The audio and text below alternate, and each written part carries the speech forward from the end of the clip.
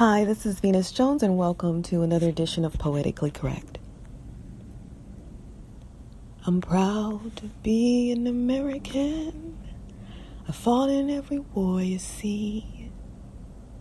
And then I had to come back home and still fight to be free.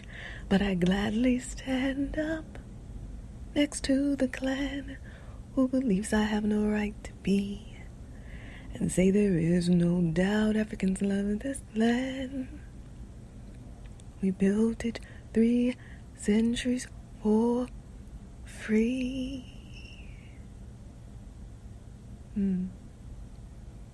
A poetic soldier waits in line for the word forward. Pablo speaks of passion in his formal address.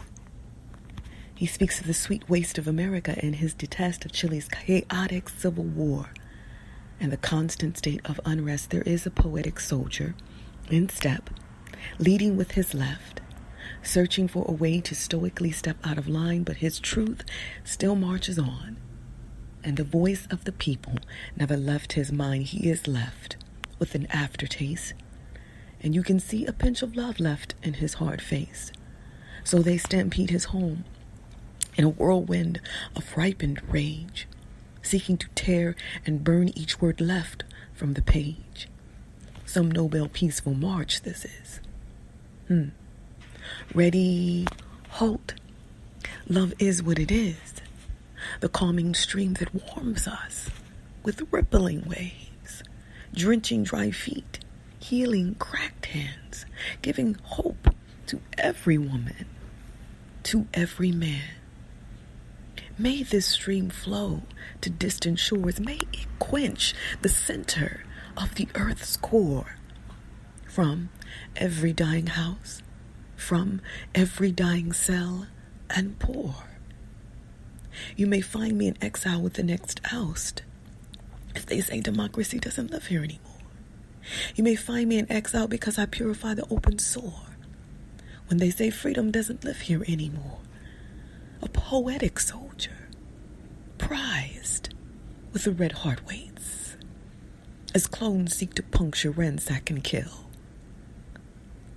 The spirit lives on as they drill the mind, in an effort to keep the flock bleeding in battle, in an effort to keep the flock blind, an ambassador to their clear conscience, with belted brass books that shine. We are the people's passion. A poetic soldier is a dictator's deadliest assassin.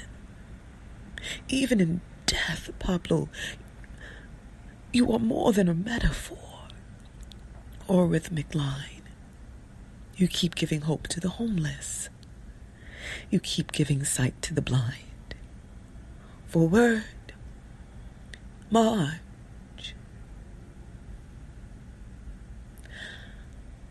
Those are 2 pieces that I wrote.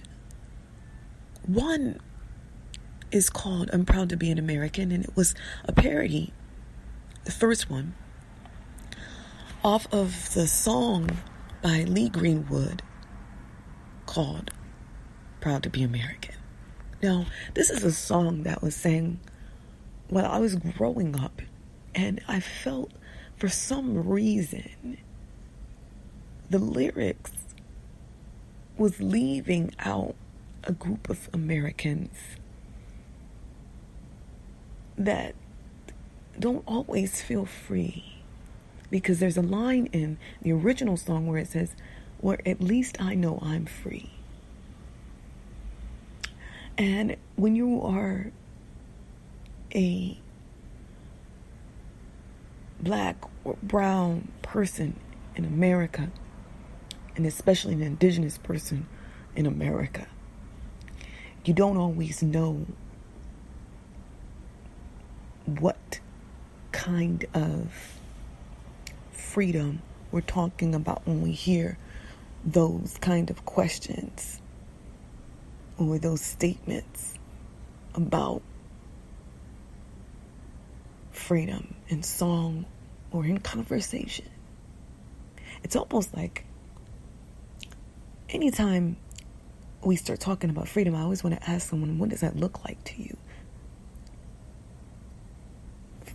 talking about freedom is like talking about God. First, I have to ask, what is God to you? And or what is the nature of freedom or the nature of God to you? Because we can get into semantics, and I think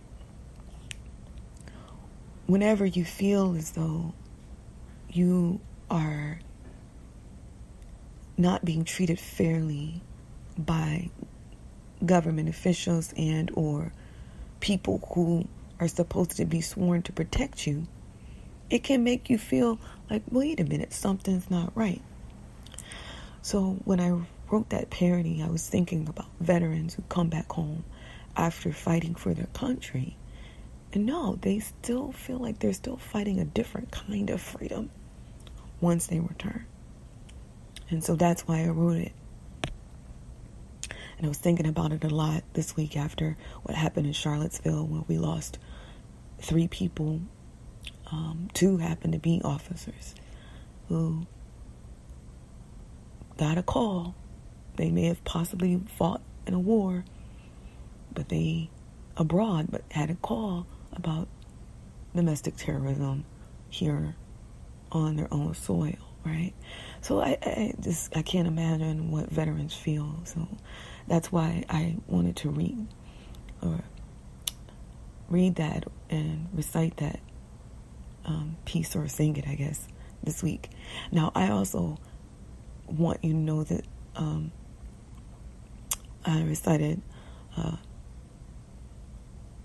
the tribute to Pablo Neruda, because when I talk about Pablo, I'm talking about Pablo Neruda, and I'm talking about how he stood up for. One of my reasons why I wrote that poem for him is because Pablo Neruda wrote a poem called Ode to Paul Robeson. Now, Paul Robeson is a person who got erased from a lot of our American history, even though he was a great orator, and he played football professionally. He even, was known for his voice as an opera singer and an actor. He was an amazing, almost like a Jamie Foxx or a Sammy Davis.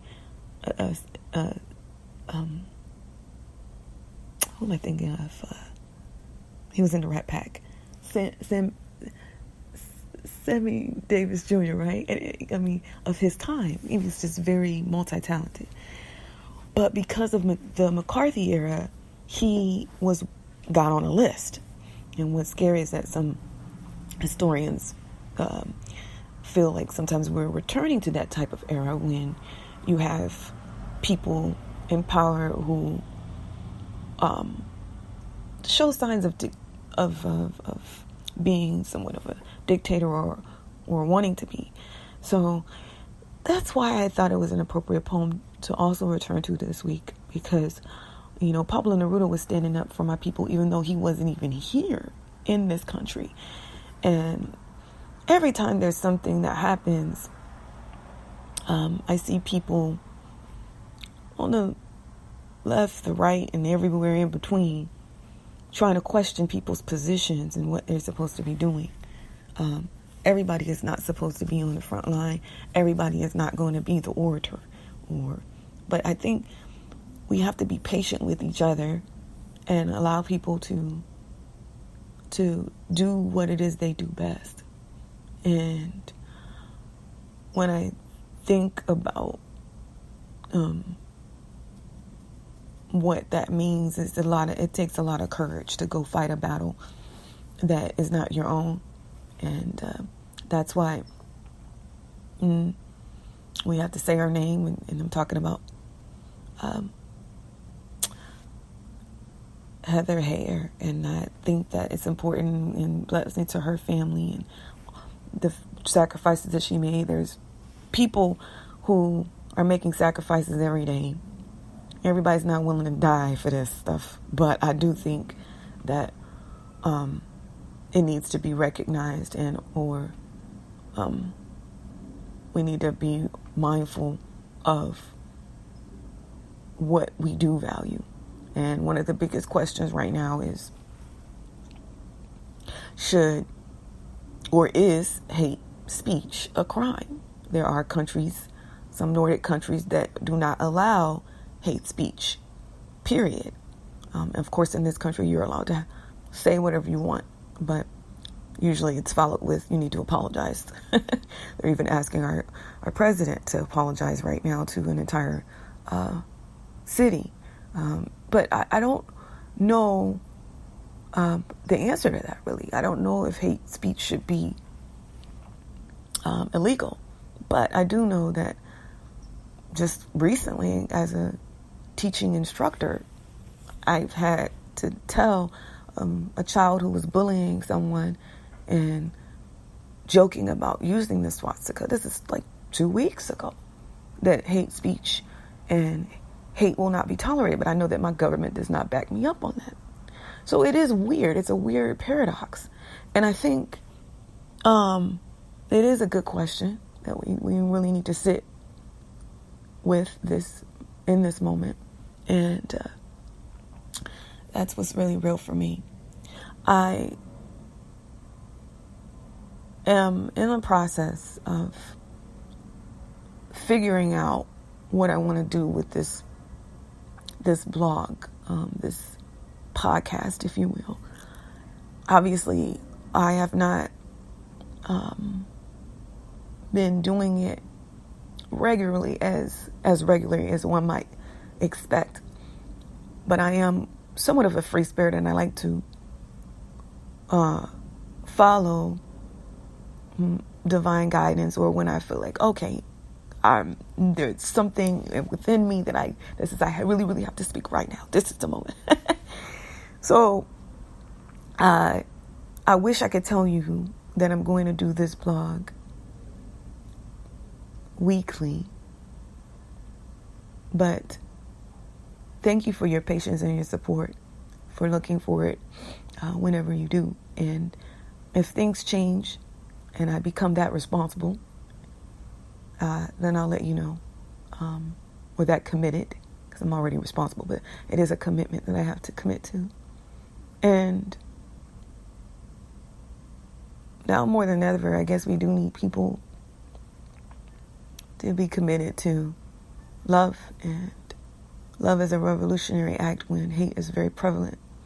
And I just want you to not beat yourself up, though, about what your position is if you don't know it, or if you don't know what you're supposed to be doing. Here's 3 tips for you. I know you know someone who is sensitive. Reach out to that person, send them a joke. Doesn't matter what color they are, because you don't know what people are going through and how they're trying to cope during times like this, especially if they've lost a loved one, or if they are fearful about a loved one in times that are uncertain. So just make sure you're reaching out to your friends and family. I want to give a shout out to my brother-in-law who sent me a joke, and I thought that was funny. And I think that that's the best thing we can do right now. And if you haven't tried poetry, it's been a healer for me. It doesn't have to be perfect, but take some time to write down how you're feeling, and maybe you can share it with one person over the phone, and then maybe even take the next step to share it with them face to face if you're brave enough. And then one day maybe you might even end up at an open mic, who knows? But no pressure. All in good time. My name is Venus Jones, and I want you to remember that you are always divine.